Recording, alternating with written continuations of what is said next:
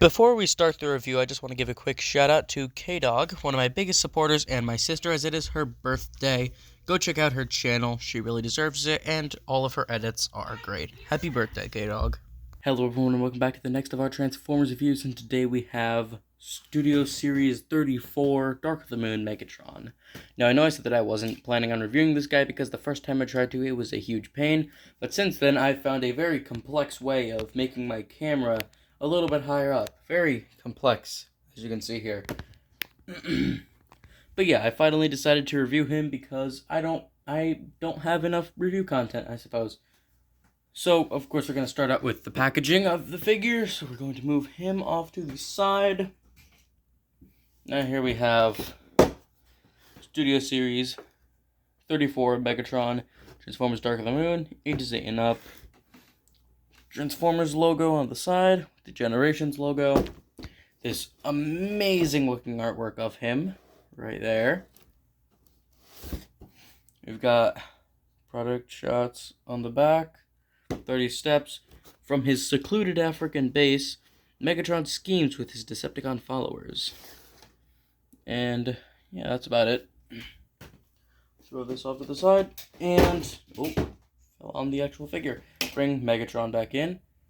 Now, real quick, we'll go over his accessories, then we'll do some comparisons.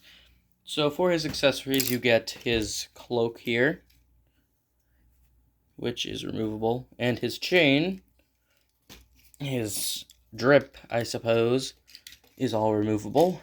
I shouldn't have said that. That's so stupid. This video is going to be so dated now.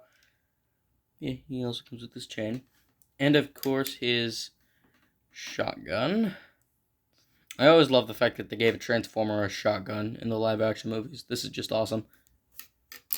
But yeah, here he is without all of his accessories, and he still looks really cool, but of course he doesn't have as intense of a look. I just turned his chain into a spider. I didn't even see that. Yeah, and a quick tip, if you're going to apply this accessory, you always want to make sure that this part with the two chains is connected here. Basically, the way that this connects is you have these hooks that simply go into these loops on either side of his backpack. Come on, get in there. Oh, disconnected. It can be a bit of a pain sometimes, especially when you don't get it lined up properly. There we go. Alright. You do that, and the way that you put the cloak on is you make sure that this goes over his head nice and neatly. Make sure that these two flaps on the inside are under his neck. Then you push his shoulder through there. There you have him with the cloak look. And you can put his shotgun in this hand, which at first glance is the only one that can hold it. And he holds it fairly well, very well, obviously. But you can actually, it has this post here. You can put it into this hole on his thumb. I'm not sure if this is what it's intended for, but it does work. And you can just flex the fingers through there. And there you have Megatron holding his shotgun in his other hand. And that works quite well. See if I can get him in a two-handed pose. There we go. Hobo with a shotgun. And you can also store it on his back. As you can see, he has that peg there, and there are two pegs, the one that we use for the hand, and then there's also one right there, which I prefer to use this one. Just hang on, peg it in there. And then he has a shotgun on his back. It messes with the cloak a little, but he can do that. And now, we'll move on to comparisons. We'll get him standing at full height there. So for, another accessory I forgot about. He comes with Igor. Get this little Igor minifig. And I'm not entirely sure if this is supposed to be an arm holding a staff or just a really long arm. I am not sure. I think it's just a long arm, but from certain angles it looks weird. But yeah, here he is next to Igor for like Dark of the Moon mini micro figure scale or whatever they're called. Take this out of here. We got for Legends class, Combiner Wars Chop Shop. For deluxe scale, we have Siege 6-gun. For Voyager scale, we will bring in a kind of essential comparison. We have Revenge of the Fallen Optimus Prime. And these two look good together. Unfortunately, I don't have any axe that will fit in his really, really weird hands, because this guy's hands don't really seem fit to hold anything. Also, I have some modifications on him, like for instance, I removed these, and I removed the things on his legs, but that doesn't alter his height, other than the fact that he doesn't have the smokestacks on his back. But yeah, there's these two. Then, of course, we can compare him with Megatron. Oh. Also put him next to, just Megatron. And of course, we can't forget about Megatron. Oh, don't do the smooth criminal. And finally, last but certainly not least, Megatron. Now we'll put him next to the combiner shelf and see how he scales with the combiners. And this here is how he scales with the combiners, and also how he scales with Micromasters and World's Smallest figures. There you go. And now we'll move on to his articulation, and just to make this easier for myself, I'm going to take off his cloak, because sometimes it'll get stuck in the joints. Just a quick warning. So, go top to bottom. His head is on a ball joint. He doesn't look to the side too well, because stuff bumps into other stuff. Here it looks to both sides about that far. Oh, and also details. Just great details. And I didn't even mention the first impressions. First impressions, he's amazing. Get this guy. He's, like, if you're a Megatron fan, as I apparently am, as you saw in the comparison segment, he's one of the good ones. And this is just an all-around fantastic design, even when it comes to the movies in general. And he's even got that nice, like, burnt, destroyed detailing on his head. And yeah, two weird arms. One arm is weird. Continuing on. Yeah, the head looks up that far, so quite a bit, and he does not look down any more than he already is. His shoulders move in and out on that joint. They can do a 360. That's all on hinges. He has a double jointed elbow, so we can get nice movement there. The first joint can move back a little, so you can do that if you want. And then the second joint has a rotation, so you can get like zombie poses going if you want, or like a give me food pose.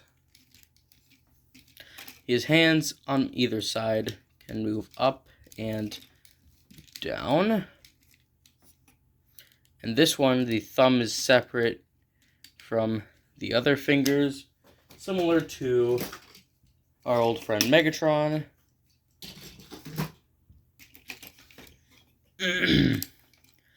Then nothing at the waist, other than if you undo the chains. If you undo the chains and then undo the backpack, he can undo the backpack all the way. He can do upward, but that's not really all that useful. And now I don't have the chains on him, which is unfortunate because he looks a bit weird without them. But anyway, the hips move forward that far, back not really at all, honestly. They don't really move back. They move back like that much. Then the knees are weird. You should have them in like this little chicken leg pose. You could have, they move forward that far, back that far. Then the bottom leg moves like that. Then he has a swivel here. Oh, they also move out this far. And a swivel here. He's got a toe tilt for like fake ankle tilt. And that's about it for articulation, so we'll go into transformation. And thankfully, I've already taken these up, because you can't really transform him with these on. We'll put all of this off to the side for now. Whoa, where did the chains go? Oh my gosh, they flew across the room, okay. But anyway, first thing you do is flip these down, and then pull this off. And just untab the backpack all the way so that you can get some more movement here. Pull this all the way out so that it's like that. Fold his head all the way down on that joint there. Then just for later, you're going to pull these out. These shoulder pieces are on a double hinge. Come on, there we go. And transform the legs, I guess, because that's usually a good way to go. Just straighten these out completely. There are some, like, clearance issues. Well, yeah, I guess clearance issues here. But they're not too annoying. Next, you're going to rotate this part sideways. Flip the toe in, like on the toe pivot. Flip that up, and it'll sit like that. Next, just bring this out on like it's a double hinge, but it's like a long double hinge. And going to rotate this inward, but before you put it in all the way, I'm going to swing this back. Then that'll tab in there. And then this sort of slots into there. Then you just bring the grill down and rotate it. Then there you have the, and flip down the tires, but I usually save that for last. And then do the same on the other side. This might take a while. Come on, I forgot how to do it. Sometimes it can be a little bit confusing if you do it in the wrong order.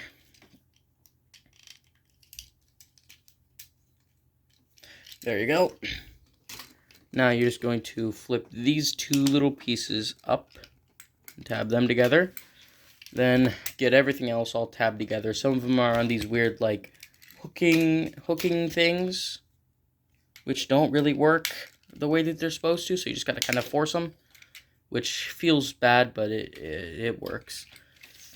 Next, bring in the backpack and flip it over the toe pieces. And it'll tab in right there. There you go, that's most of it done. Leave the finer details to the end. Next, you're gonna flip them upside down. And this is the kind of annoying part. I'm gonna flip these arm pieces around. Flip the arm pieces around. Come on. Be a bit annoying. Then this part you really have to flex a little.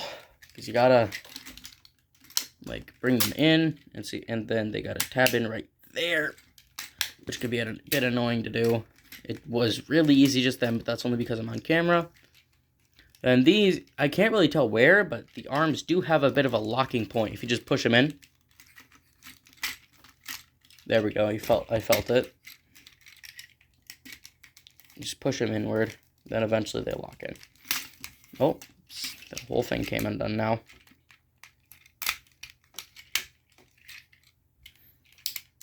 If I can get this to lock in right. There we go. Then this part and all. It's not a very fun transformation, I will admit, but he's a fun figure all around. Gotta get that sitting just right, and then flip this in so that it tabs into both this tab here and this slot here.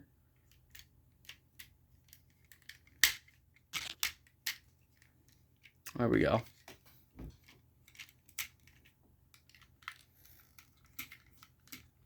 Come on. Again, not the most fun transformation of all figures. Oh, the other side came untabbed. 1 second. Come on. You can do it. I trust you. I'm just going to do this off camera. This is taking too long.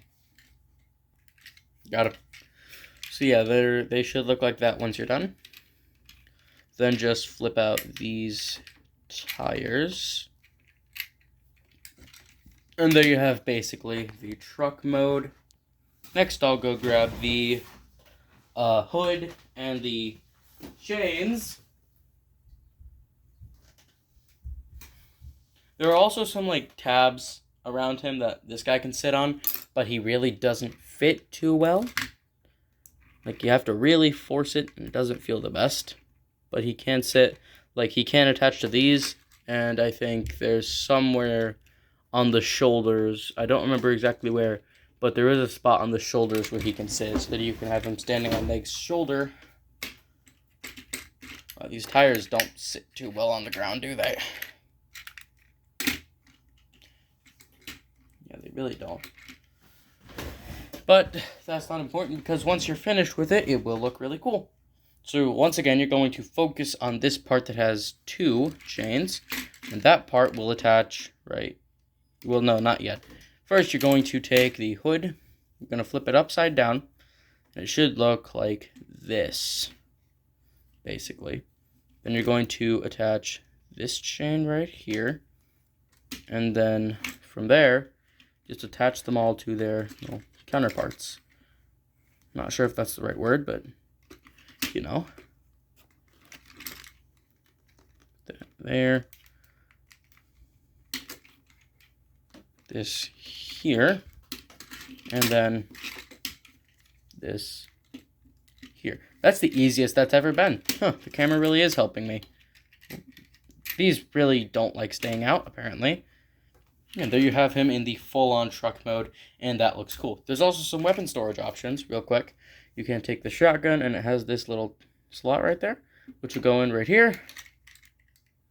You can have him with a shotgun stored underneath, if I can get that in properly, which I can't seem to do. That's weird. Am I doing this wrong? No, I was doing it right. Hang on, 1 second.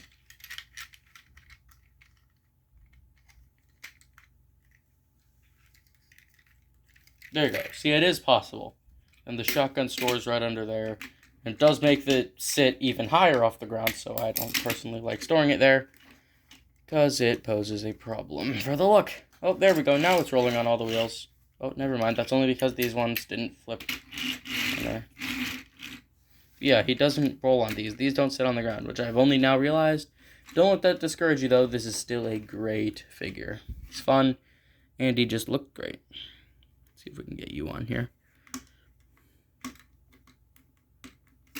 Never mind. Okay.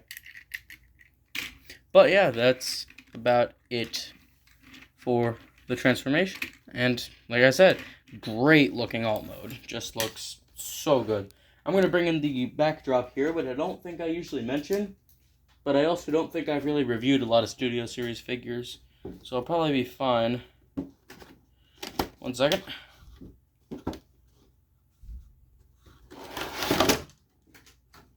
Because it's in the box at the moment.